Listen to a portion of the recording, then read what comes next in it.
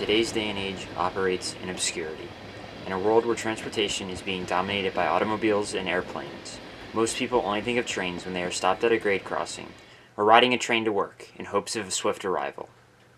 There once was a time when the train meant more than traveling from point A to point B.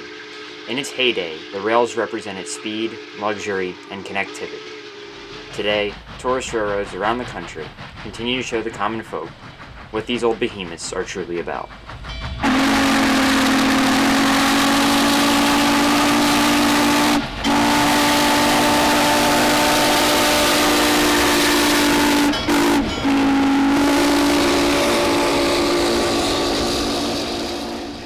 Of the many tourist lines in the state of Pennsylvania, each has its own unique approach to operations. Some lines, such as the Strasburg Railroad, show off the engines of the past, powering their passenger trains with steam locomotives that once helped to connect the nation. Other lines, such as the Colebrookdale Railroad, take riders back to a time when traveling by rail was the fanciest way possible. These railroads, big or small, showcase their equipment in the best possible light and provide a personable and enjoyable experience for riders. Founded in 1815, Kutztown, Pennsylvania is one of the state's longest-standing cities. Most famous for the university that resides there, the small town is home to many other attractions, most prominently the Allentown and Auburn Railroad. Beginning operations in 2015, the Allentown and Auburn operates the 4-mile loop from the station in Kutztown to Topton, Pennsylvania. In comparison to the multi-regional railroads of today, the Allentown and Auburn is considered to be a short line, but its history dates back a long time. Due to increasing freight demands, a line was needed to connect Allentown and Port Clinton, Pennsylvania. A charter for this line was given to the Central Railroad of New Jersey. Working in conjunction with the Dauphin and Susquehanna Coal Company, construction would begin in 1855. The line was planned to start in Allentown, run west to Topton, where it would head north through Kutztown. From Kutztown, the line would follow the Saucony Creek through the hills of Virginville. The line would then travel the Schuylkill Gorge as it passed through Hamburg and Port Clinton, Pennsylvania. The line would expand past Port Clinton to Auburn, Pennsylvania, giving the line the name the Allentown and Auburn Railroad. Two engineering marvels were planned to help trains traverse the route. A tunnel was planned to be built at Windsor Castle, spanning 1,100 feet with 2 stone portals on either end. In addition to the tunnel, a large stone culvert was built at Hamburg to protect the line from flooding.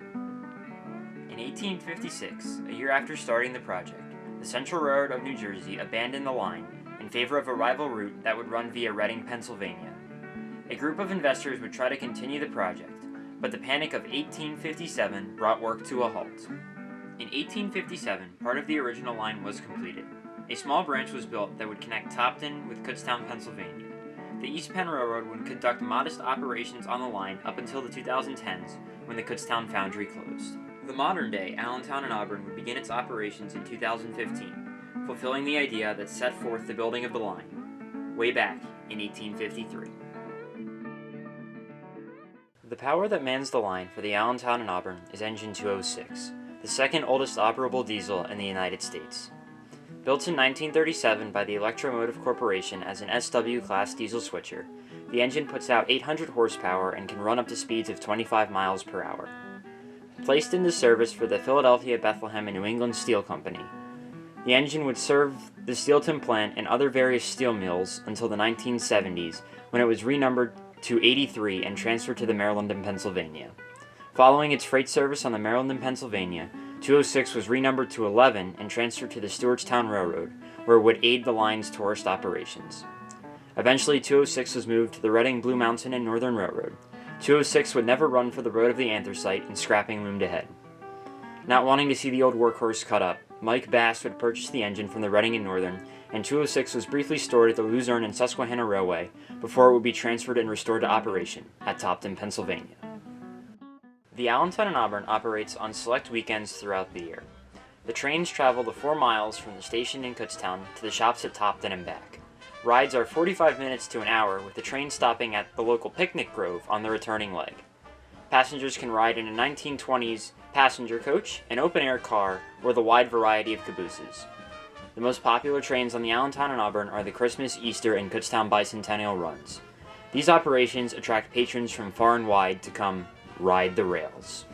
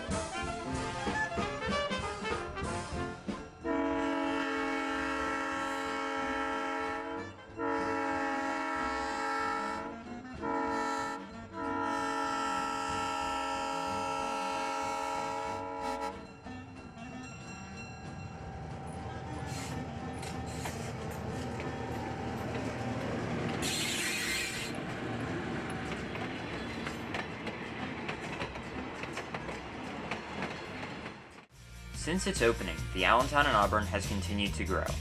The size and frequency of trains has expanded, and the Allentown and Auburn even operates some freight to complement its passenger operations. The railroad has plans to restore 2 more locomotives to operation, Engine 106 and 060 steam engine, and a Baldwin DS-44 number 14. Although the COVID pandemic briefly paused operations, the Allentown and Auburn was able to stand strong, and for the small tourist line in Kutztown, things are once again looking up.